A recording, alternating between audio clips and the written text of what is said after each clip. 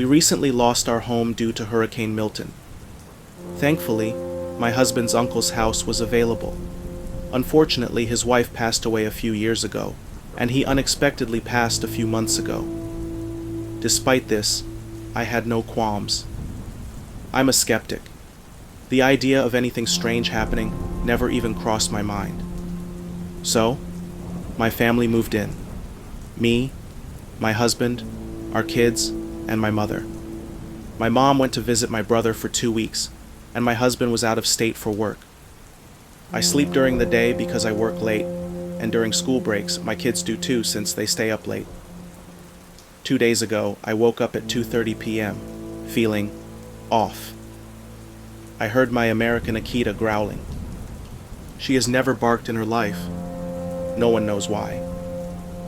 I looked down the hallway and saw her standing there, still growling. This was about 2 minutes after I woke up. I was completely awake. From my side of the bed, if I lean out just right, I can see down the hall, through the dining room, and into the living room. As soon as I did, I saw something solid, like a person, blocking out the light as it moved across the entrance to the living room. I thought it was a person. It had to be at least 7.5 feet tall. Immediately, I grabbed my gun and ran out there. The place where it walked to was just a tiny corner where my Christmas tree is. I was convinced someone was hiding there, but when I got there, no one. I am 100% sure of what I saw. I was not half asleep. I checked on my kids. All 3 were still in bed. None of them are 7 feet tall anyway. But my birds were going insane. My dog was still growling, and my heart was pounding. I truly thought there was an intruder in my house. There was nowhere for them to go. I never took my eyes off that doorway. There was no way they could have moved without me seeing. I went back to my room terrified. I sat on the edge of my bed, still staring down the hallway. Then, about 30 seconds later, the TV and the light in my closet flashed off for just a moment. I thought maybe I was imagining things. Maybe I had blinked too long because I was scared. Then, about 10 seconds later, the power flashed off and on 4 times.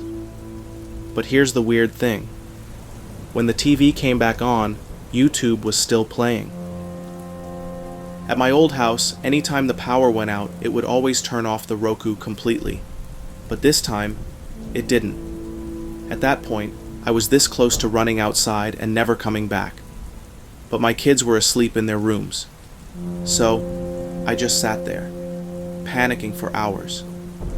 I even had to cover the mirrors in my room because everything was making me panic. Every tiny flash of light from the TV reflecting in the mirror, everything was setting me off. Nothing else has happened since, but I'm losing it. I can't stop staring down the hallway, terrified. I'm doing it right now. I don't believe in this stuff at all, but I'm 100% sure I saw something. It wasn't just a shadow. It looked like a person, with clothes on. My husband and daughters have a New Year's trip planned, and I'm supposed to stay here with my 10-year-old. I don't think I can.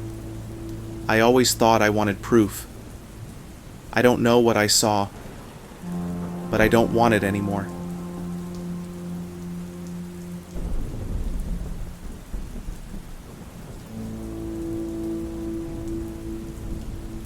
About 6 months ago, I had a dream that still unsettles me to this day. For context, I participate in divination and esoteric practices, so I'm no stranger to unusual experiences. But this was different. In the dream, I got out of bed and walked into my living room. There, on the table, was a planchette, the kind used with a Ouija board. I picked it up and slowly began turning in place, scanning the room.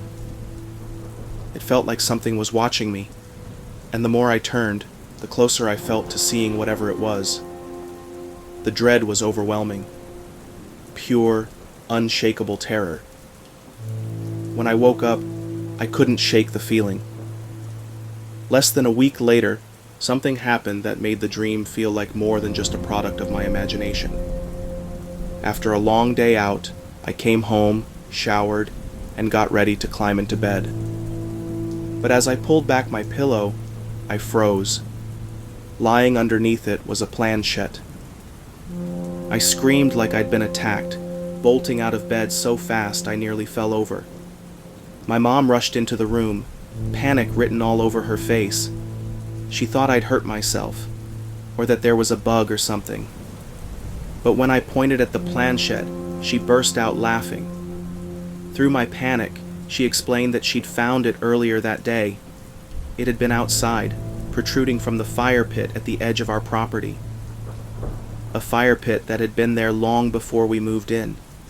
Thinking it was interesting, she decided to clean it off, completely unaware of my dream or its significance. That's when I told her about the nightmare, describing the overwhelming dread and the sense of something watching me. Her expression shifted as she realized just how deeply this disturbed me. She immediately took the planchette out of my room, promising she understood. But that wasn't the end of it. Later that night, as I walked through the living room, I caught sight of it on the table across the room. I froze, but forced myself to keep walking. I didn't even consider touching it. I just made my way to the kitchen and then straight back to my room, closing the door behind me like it could somehow keep the bad energy out. Looking back, I can't help but feel the dream was a warning. The timing and the circumstances are too strange to dismiss as coincidence.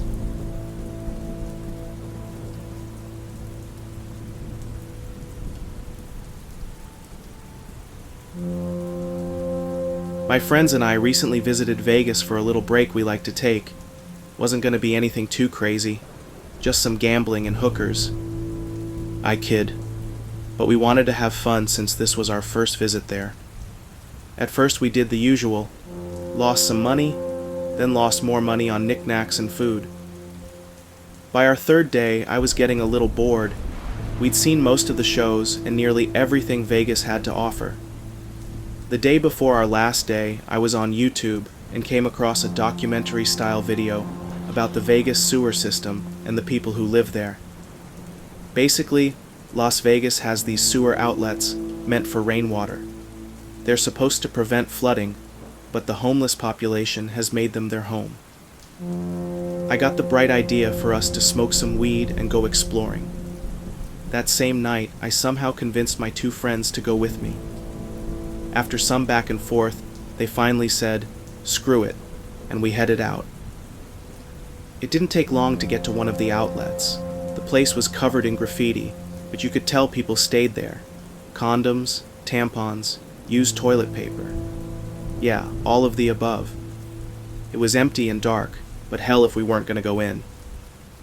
We walked for a good minute, passing the joint and trying to scare each other. We couldn't see where the tunnel ended, but we decided to trek on. The first thing we came upon was a tent. Not too crazy. It had used needles and garbage around it, so we knew other people were down there. We kept walking, and at one point, I thought I saw something moving in the darkness. I ignored it. After all, there were homeless people living there. Then, out of nowhere, this blood-curdling sound echoed through the tunnel. It came from right in front of us, and we all stopped dead in our tracks. My friends looked at me, I looked at them, and it was like we all knew. Time to get the hell out of there. With a little more panic, we started heading back the way we came. We walked for a good 10 minutes, and then I had this realization. The tent we passed should have been behind us again by now. I didn't say anything, but I remember thinking it. Nobody was talking much at this point. We even put out the little weed we had left. Everybody was just walking fast, trying not to step on a needle or into someone's dinner. More time passed, and we still weren't at the end. That's when I finally spoke up. I stopped and asked, "Shouldn't we be out already?" Right as I was saying the word already, we heard something again. This time, it was really close. That's when we all started running, tripping, fumbling. doing whatever we could to get the hell out of that tunnel. Not even 2 minutes after we started running, we saw the opening. We finally made it out of breath and confused, probably because of the weed. The first question we asked was, what the hell was that noise? The next was, did anybody feel like someone was behind them? None of those questions were answered, except that last one. I'm not even sure what we did for the rest of the night. This will just have to live in my memory as something weird that happened.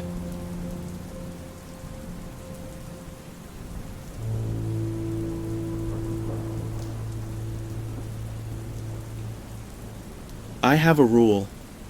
I never talk about the weird stuff I experience in the room where I experience the most activity. But my friend called, and my kids really wanted to stay and play in my bedroom. So I told her about the most recent unexplained stuff. Then I went to take a bath in the connected bathroom. My husband took the kids downstairs. My house is always very cold, so the only way to have a nice bath is to pull the shower curtain closed all the way. I don't like not being able to see, so I have a heavy-duty clear curtain liner. I was in the tub, water just up to my chin, when something hit the shower curtain hard, like it had been popped with the back of a hand. I saw it jolt inward up high and heard the sound. I froze, trying to think of an explanation. Then it happened again, just above the edge of the bath, with a loud pop that shook the whole curtain. And then again. I could see that it was being hit. I could hear it. But what the hell do I do? Then, the half of the curtain closest to me got slapped with a big swish to the side, like someone had grabbed it hard. That's when I realized, oh my God, I have my cats. They must have sneaked into the bathroom. I grabbed the curtain, laughed at myself, and said, "Stop it, girls," as I sat up in the bath and looked down on the other side. No cats. The door was still firmly shut. I texted my husband, and he said the cats were with him. What the hell would do that to a curtain like that? For the next experience, the door to my bedroom used to randomly throw itself open. But recently, it's almost responsive. A couple of months ago, my friend was overwatching my toddler downstairs while I took a Zoom therapy call in my room upstairs with the door shut. I heard the doorknob jiggle a little.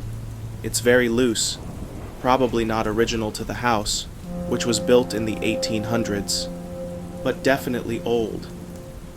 I stopped and looked over my shoulder at the door. Nobody came in. It jiggled again, then slowly turned. I heard the metal latch slide and the door popped open but stayed resting on the frame. Feeling awkward, I said, "Did you need something?" The door opened just about an inch. I couldn't see into the dark hallway, but worried it was my daughter, I said, "It's okay. You can come in." The door flew open, bumping into the pile of laundry against the wall. Nobody was there. My therapist, surprisingly less freaked out than me, suggested, "Maybe your friend is hiding on the stairs?" Not something she would do, but I checked anyway. Nobody. I went downstairs and asked my friend, and she said they hadn't left the living room. My dogs were still in the yard, where they always stayed during her visits. A few nights ago, the same doorknob started rattling like crazy while we were in bed. My dog sometimes gets on her back legs to paw at the knob, so I sighed, and without looking away from the door, asked my husband, "Would you let Maggie in?" The door flew open. Nobody was there. No dog. No person. A few nights ago was the anniversary of the previous owner's death. He was a friend. We keep every upstairs door shut during the day except for the main bedroom. 4 doors total. I came upstairs, and every single door was open. I feel ridiculous being creeped out by doors, but I am.